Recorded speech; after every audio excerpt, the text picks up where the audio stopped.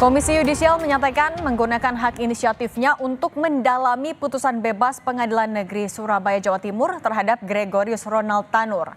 Menurut juru bicara Komisi Yudisial Mukti Fajar Nurdewata, Komisi Yudisial menggunakan hak inisiatif untuk melakukan investigasi dan pemeriksaan terkait vonis putusan bebas Gregorius Ronald Tanur yang menuai kontroversi dan perhatian publik. Tim investigasi KY sudah melakukan penelusuran, mencoba mencari bukti-bukti dan menunggu salinan putusan. Senang dah, gimana Mas mau karaoke lagi? Yang penting Tuhan yang buktikan yang benar. Terima kasih.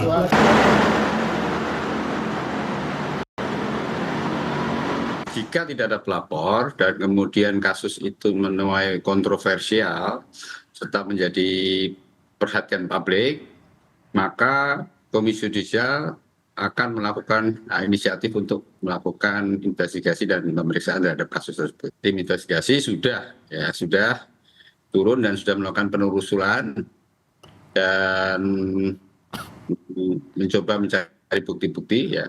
Untuk sudah ada beberapa, tapi kami belum bisa sampaikan. Yang kedua, kami juga belum dapatkan putusannya. Sementara itu, Kasih Intel Kejari Surabaya, Putu Arya Wibisana menyebut ada kejanggalan dari pertimbangan majelis hakim yang membebaskan Ronald Tanur. Salah satunya soal pertimbangan tidak adanya saksi yang mengetahui kematian korban. Sesuai dengan persesuaian dari para saksi maupun alat bukti yang sudah kami sampaikan di persidangan itu, kami menyatakan di sini bahwa itu sudah ada persesuaian antara fakta di persidangan yang telah kami sampaikan. Itu adalah juga didukung oleh ada petunjuk atau alat bukti lain, yaitu seperti adanya visum et repertum yang menyatakan bahwa memang terdakwa ini ada luka yang disebabkan oleh benda tumpul. Ada 3 hakim Pengadilan Negeri Surabaya yang memvonis bebas Ronald Tanur. Yang pertama, Hakim Erin Tuahdamanik. Ia pernah jadi humas di Pengadilan Negeri Medan tahun 2019 dan menjadi hakim tingkat pertama di Pengadilan Negeri Surabaya sejak 2020 lalu. Salah satu kasus yang pernah ditangani adalah vonis mati untuk Zuraida dalam kasus pembunuhan berencana pada 2020 lalu. Kemudian ada Hakim Heru Hanindyo, ia pernah menjadi hakim di Pengadilan Negeri Jakarta Pusat pada 2019. Dilanjut menjadi hakim tingkat pertama Pengadilan Negeri Surabaya. Dia pernah mengabulkan gugatan perdata KLHK terhadap PT Agribumi Sentosa di tahun 2023. Satu lagi ada Hakim Mangapul yang pernah menjadi Ketua Pengadilan Negeri Tebing Tinggi sebelum jadi hakim tingkat pertama Pengadilan Negeri Surabaya. Salah satu kasus yang pernah ditangani adalah memvonis bebas 2 terdakwa tragedi Kanjuruhan tahun 2022 lalu.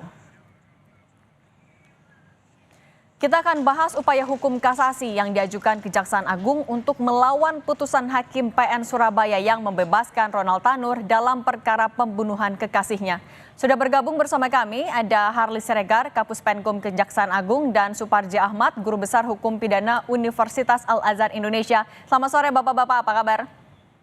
Kabar baik, selamat sore Mbak Cindy, Prof. Oke, saya mau ke Pak Harli dulu. Pak Harli, sudah dipastikan jaksa akan mengajukan kasasi, tapi sejauh ini sudah dapat salinan putusannya belum?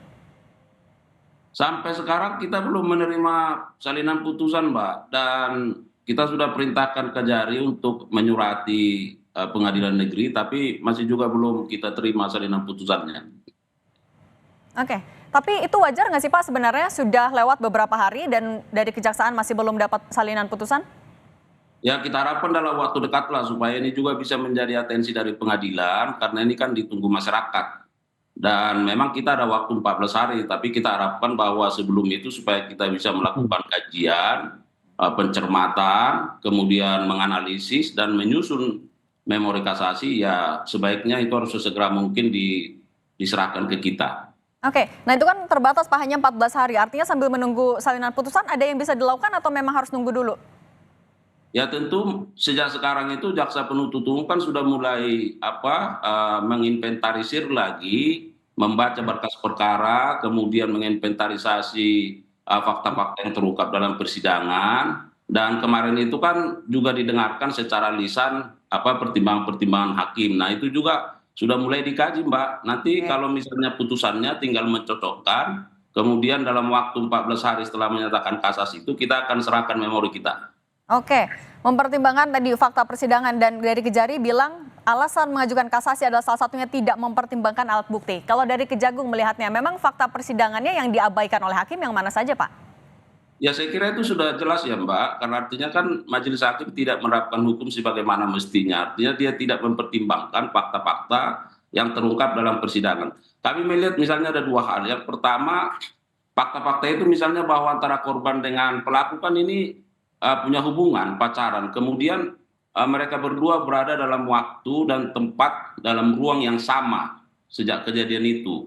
Nah kemudian ada percekcokan, ada pemukulan, kemudian korban pingsan, kemudian ada CCTV yang menggambarkan pelindasan, kemudian ada visum. Nah itu fakta-fakta. Yang kedua, dari surat dakwaan yang disusun oleh jaksa penuntut umum, itu saya kira sudah sangat-sangat lengkap sekali dan sudah sangat berlapis. Mulai ada pembunuhan, kemudian ada penganiayaan berat, ada kelalaian mengakibatkan mati orang, ada penganiayaan biasa. Artinya hakim sesungguhnya dari fakta-fakta yang ditemukan dalam persidangan itu seharusnya tidak membebaskan terdakwa ini. Saya kira begitu. Oke, sekarang saya mau ke Pak Suparji. Pak Suparji dari Kejagung melihat ada fakta-fakta yang diabaikan. Anda melihatnya serupa juga? Ya, sangat jelas dan terang benderang ya bahwa Jaksa Agung harus kasasi ya, karena memang ada fakta yang diabaikan.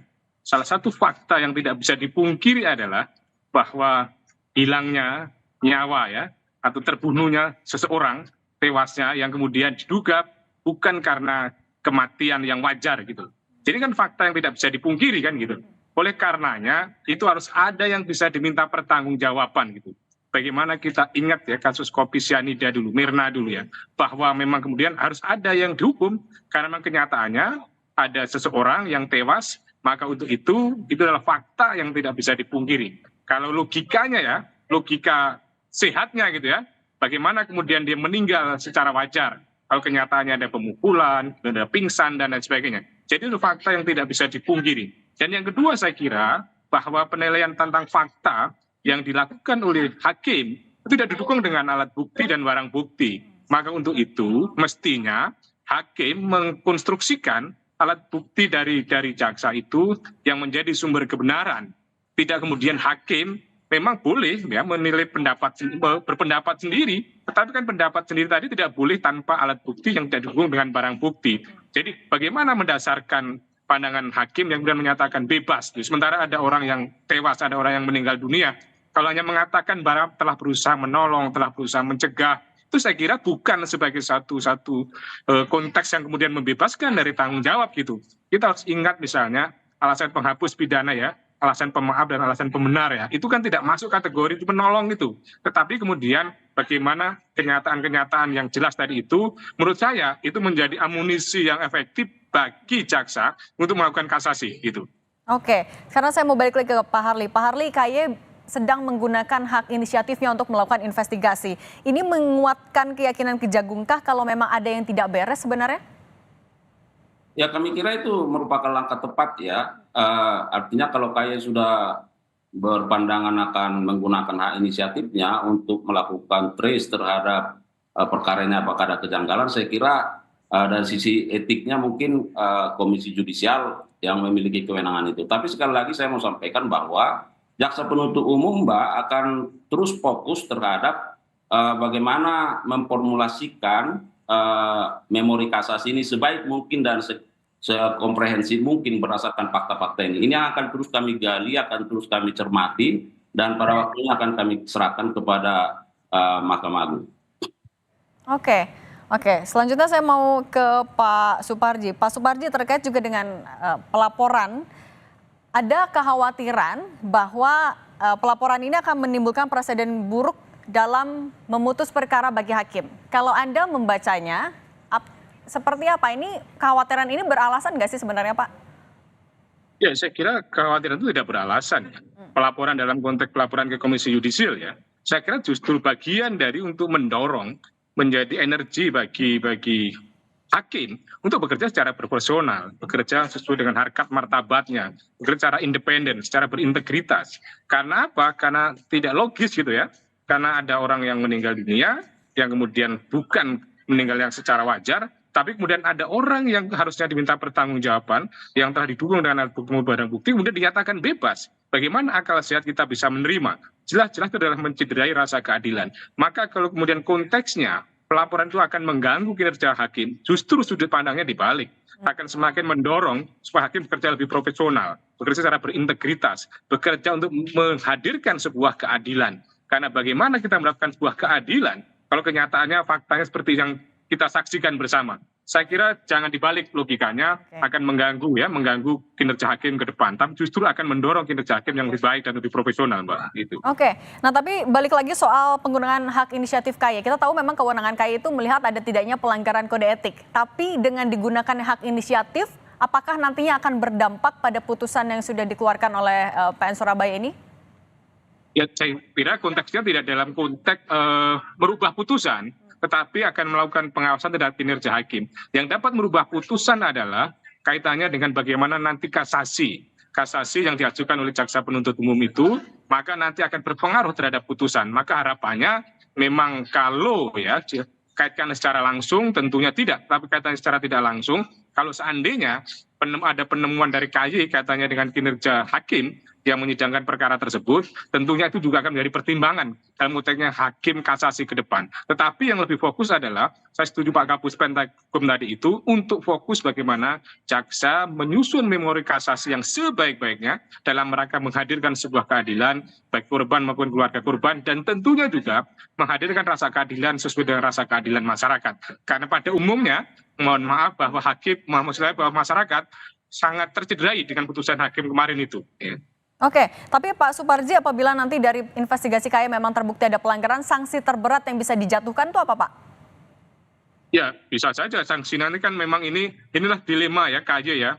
Apakah kemudian ada peringatan lisan, peringatan tertulis, kemudian skorsing, atau kemudian dipecat dan sebagainya, kan kembali nanti pada Mahkamah Agung juga ada badan pengawas di Mahkamah Agung yang tentunya itu lagi-lagi memang ini yang juga menjadi persoalan tentang efektivitas sanksi yang dijatuhkan ya oleh Komisi Yudisial. Pemecatan itu ada tapi opsinya, Pak?